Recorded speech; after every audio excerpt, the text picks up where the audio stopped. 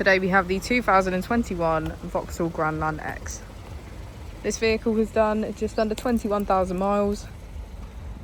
It has a manual transmission and a petrol fuel type. To the left of our steering wheel, we have cruise control as a feature, as well as our heated steering wheel and automatic headlights. On the right, we have voice control, automatic wipers.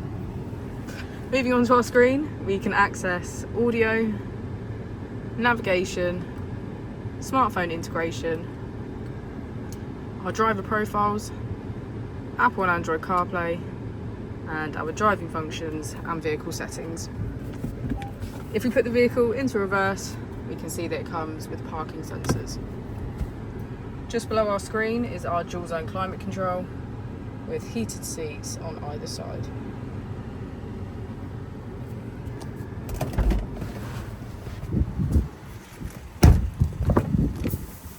As we go into the back of the vehicle, we can see that it has a full leather black interior and get a good view of our panoramic roof.